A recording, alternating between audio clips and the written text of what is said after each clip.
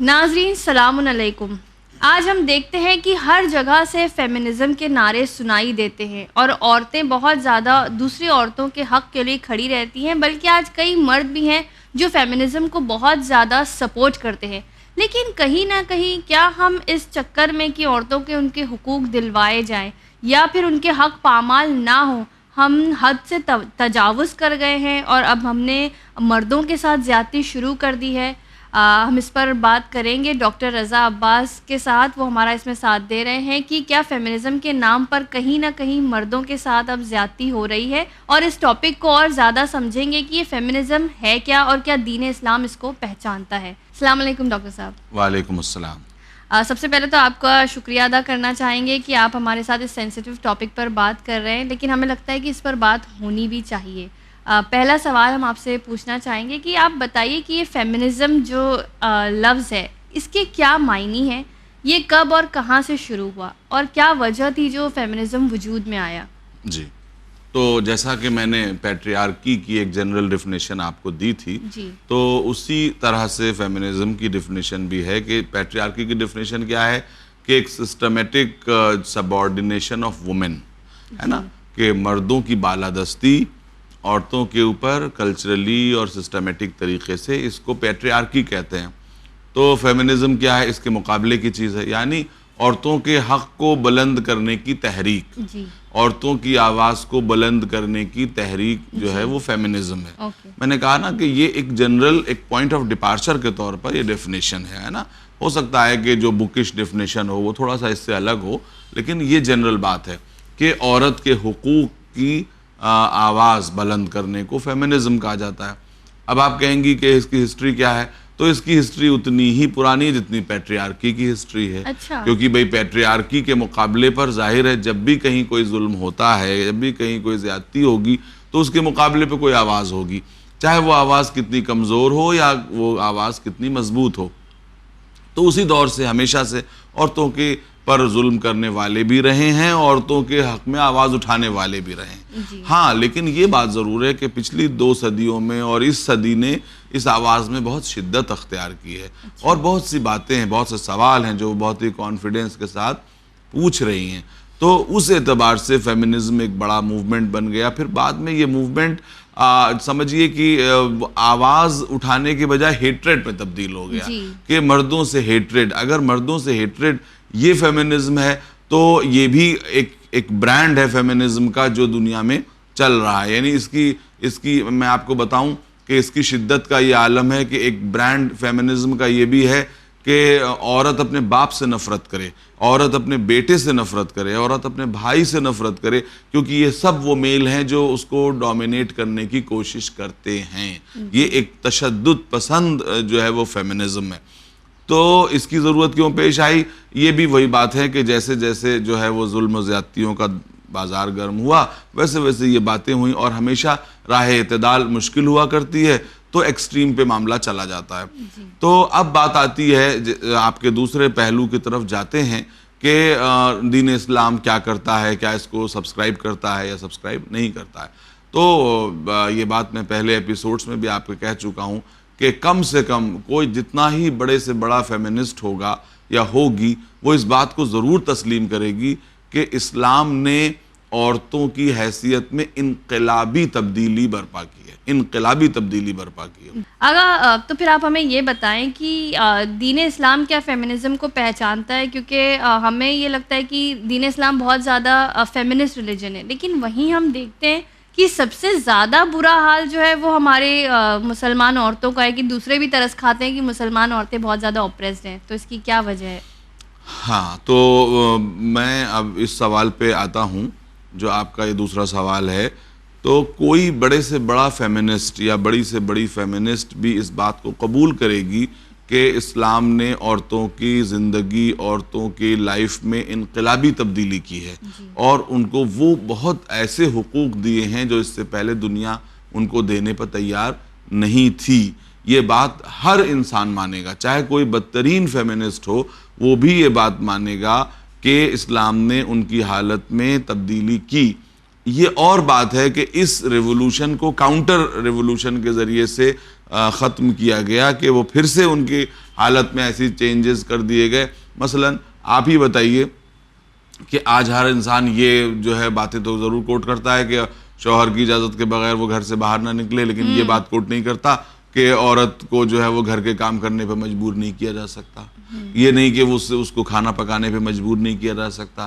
یہاں تک کہ وہ عورت کے لیے وہ خاص مشہور مسئلہ جو ہر جگہ سنا تو جاتا ہے لیکن اس کو اتنی آزادی سے کہا نہیں جاتا کہ عورت بچے کی پرورش کی آپ سے پیسے چارج کر سکتی ہے, یہاں تک کہ دودھ پلانے کے پیسے آپ سے چارج کر سکتی ہے. تو اب آپ بتائیے کہ اس کے معنی یہ ہیں کہ یہ جو چیز ہے یہ کلچر اس پر حاوی ہے, دین کے اوپر کلچر حاوی ہے, اور دین جہاں جاتا ہے وہاں کا کلچر اس کے اوپر حاوی ہو جاتا ہے. کوشش یہ ہونی چاہیے کہ دین کی بنیادی تعلیمات انٹیکٹ رہیں, اس پہ کلچر کا اثر نہ پڑنے پائے. اب جو بات آپ کی آتی ہے کہ وہ عورت کی وہ پوزیشن ہے کہ اتنی پیتھیٹک ہے کہ دوسرے لوگ اس پہ ترس کھاتے ہیں, یہ وہی کلچر کا نتیجہ ہے.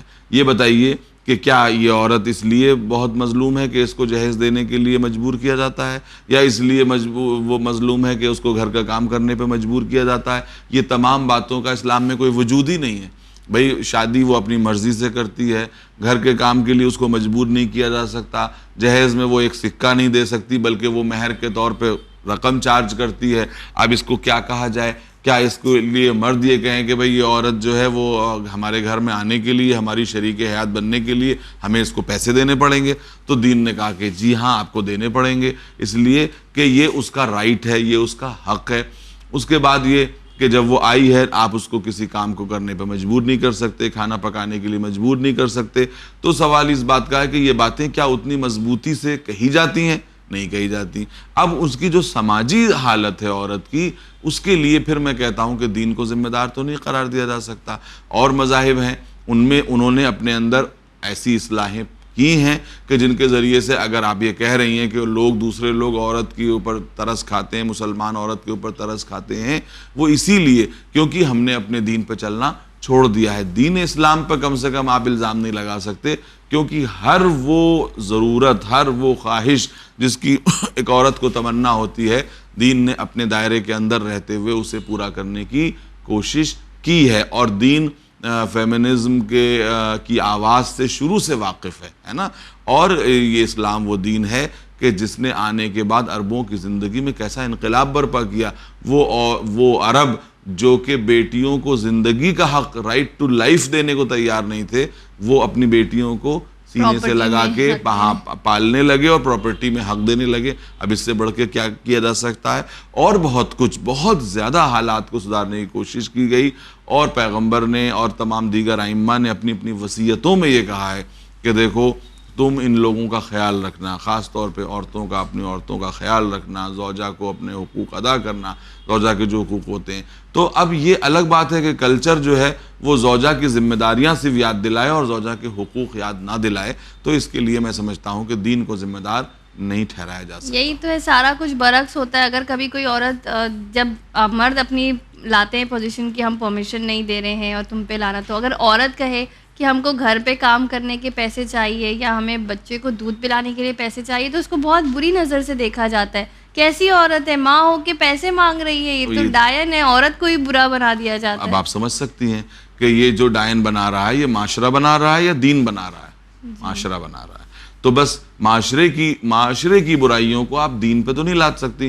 آپ کی کوشش یہ ہونی چاہیے کہ اپنے معاشرے کو دین کے مطابق بنائیں. ہوتا یہ ہے کہ ہم دین کو معاشرے کے مطابق بنانے کی کوشش کرنے لگتے ہیں, اسی سے یہ ساری پرابلم پیدا ہوتی ہیں. آج ہم دیکھتے ہیں مولانا صاحب کی اکثر ہم جو فیمنسٹ عورتیں ہوتی ہیں وہ مردوں سے, جیسے آپ نے شروع میں کہا, کہ نفرت کرتی ہوئی نظر آتی ہے. وہیں آٹومیٹکلی جو مرد ہوتے ہیں وہ جب دیکھتے ہیں کہ یہ عورت فیمنسٹ ہے تو وہ اس کو ایک ریبیل اور باغی کے روپ میں دیکھتے ہیں. تو کیا وجہ ہے اس کی, جبکہ فیمنزم تو صرف ایک بیسک یہ ہے کہ ہمیں ہمارے حق دے دیے جائیں؟ بالکل صحیح ہے. دیکھیے ہر چیز میں جو ہے جب وہ ایکسٹریم پہ لوگ پہنچ جاتے ہیں تو یہی نتیجہ برآمد ہوتا ہے جو آج ہو رہا ہے. جو تشدد پسند فیمنسٹس ہیں, میں نے عرض کیا نا کہ وہ مرد کی مطلب مرد ذات سے نفرت کرتے ہیں. اس میں ان کی تعلیمات میں یہ ہے کہ اپنے باپ سے بھی نفرت کرو, کیونکہ کل کو یہ تمہیں جو ہے وہ اپنا سبارڈینیٹ بنائے گا, تمہیں اس کی حکومت میں رہنا ہوگا. تو یہ کتنی مطلب چائلڈش بات ہے. میں سمجھتا ہوں کہ ایک باپ ہے جو اپنی بچی کو گویا کہ اپنے لیے مطلب شہزادی بنا کے رکھنا چاہتا ہے. اب اس میں کچھ باپ ایسے ہوں گے جو ایکسیپشنز ہمیشہ ہوتے ہیں, لیکن ایکسیپشنز جو ہیں وہ رول کو ڈینائی نہیں کرتے ہیں. تو یہ چیزیں جو ہیں وہ ایکسٹریمزم کا نتیجہ ہیں.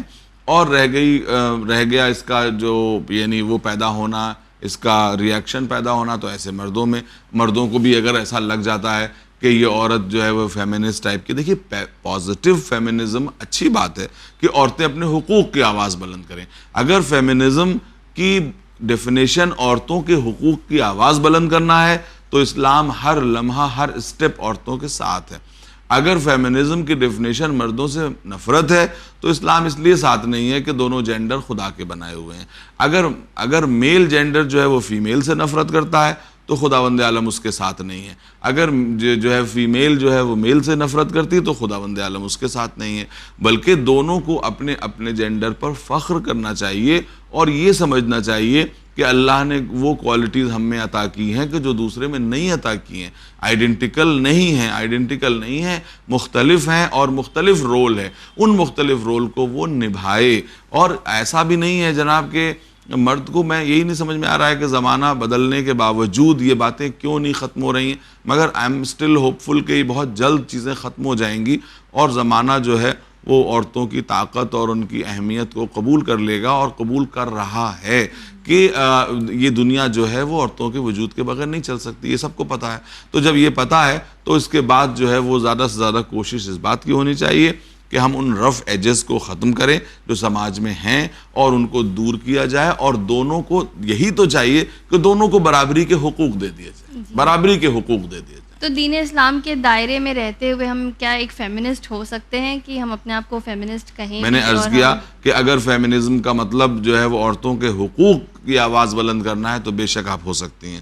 لیکن اگر جو ہے وہ فیمنزم کا مطلب مردوں سے نفرت ہے, نیگیٹیوٹی ہے, تو میں سمجھتا ہوں اسلام اس کی اجازت نہیں دیتا ہے. جی آغا, سب سے بڑی دقت آج ہمارے سماج میں یہ ہے کہ عورتیں, جیسے آپ نے پچھلے ایپیسوڈ میں کہا بھی کہ عورتیں عورتوں کی سب سے بڑی دشمن ہیں. یعنی اگر اکثر ہم زندگی میں دیکھیں تو اگر کوئی مرد اپنی بیوی پر قابو نہیں رکھ پاتا یا اس کی بیوی اس کی نہیں مانتی ہے تو سب سے زیادہ یہی کہا جاتا ہے, عورتیں ہی بلکہ بڑھ کر کہتی ہیں کہ تم کیسے مرد ہو, تمہارے سے ایک عورت قابو میں نہیں ہو رہی.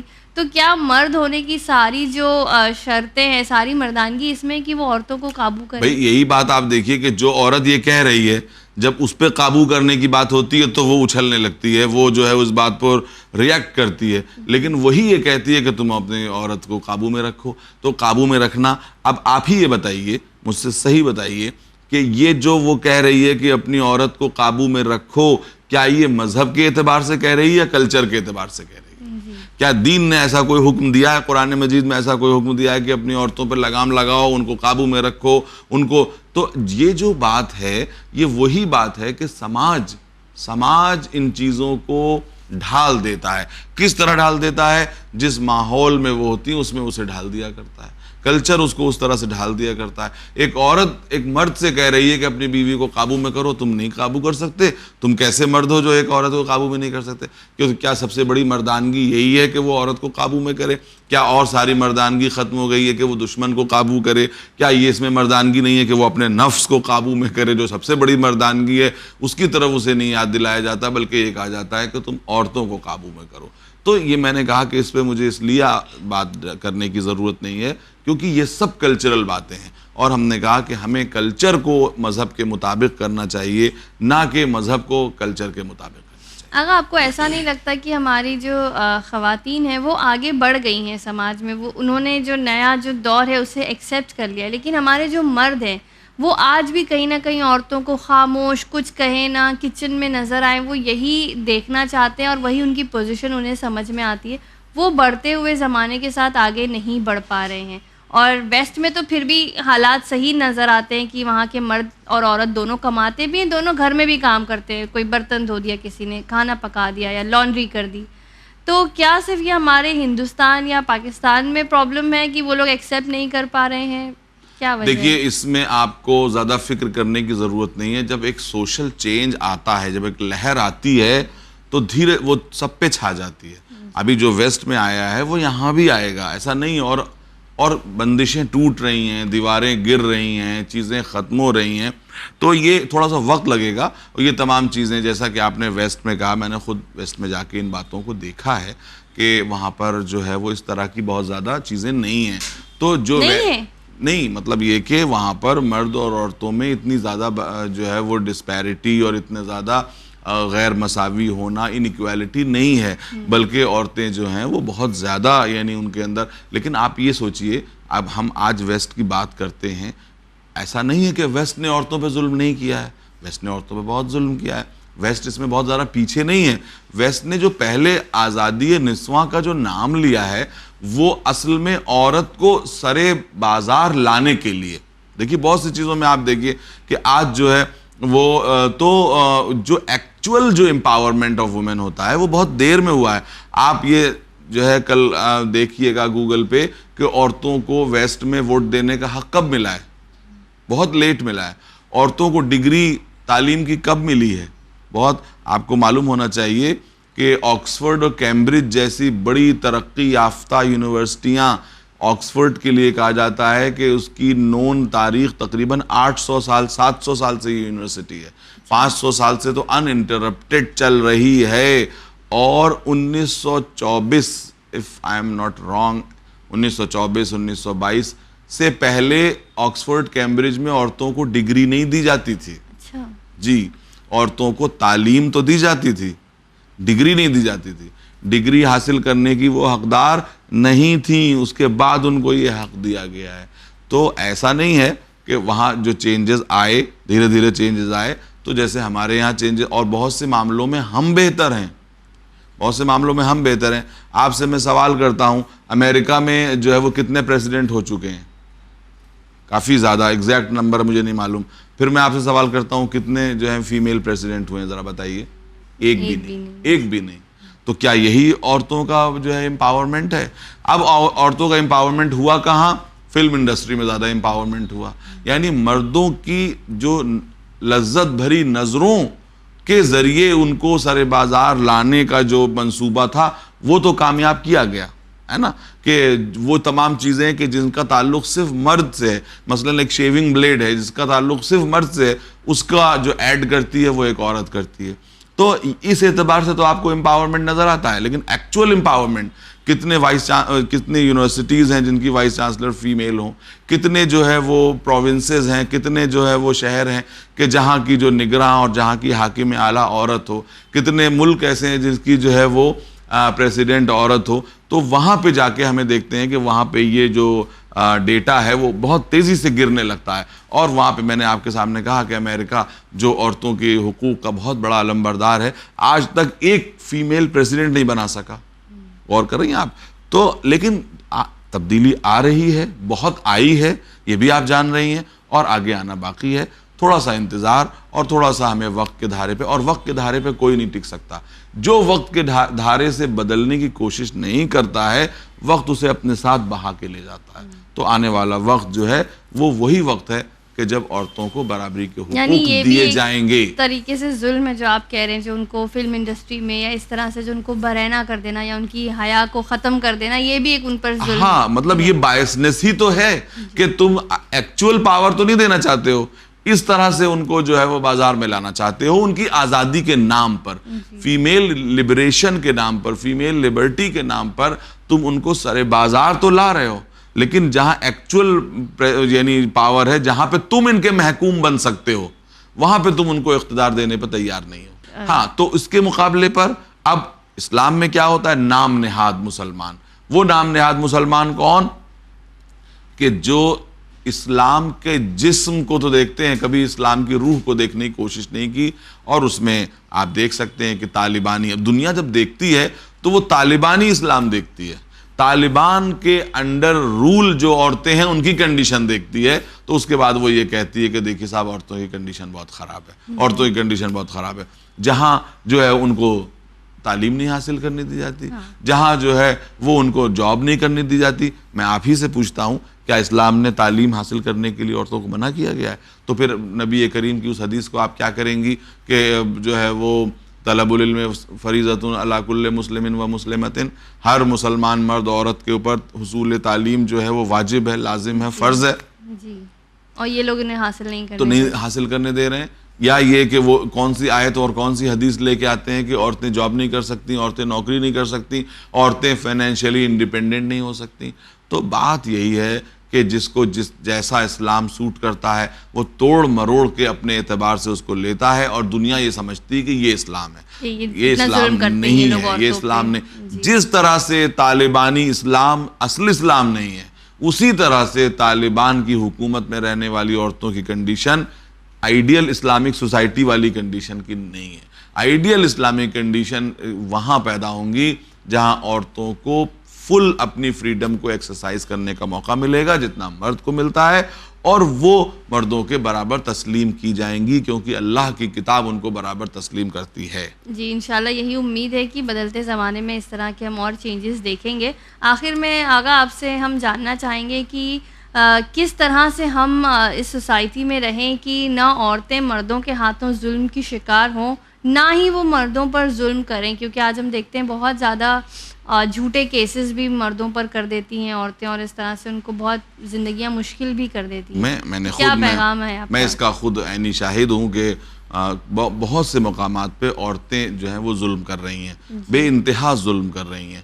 تو جب کوئی جو ہے وہ مظلومیت کا اپنے جو ہے وہ ڈھول پیٹتا ہے اور اس کے بعد خود ظلم کرتا ہے تو اس کے لیے کیا کہا جا سکتا ہے؟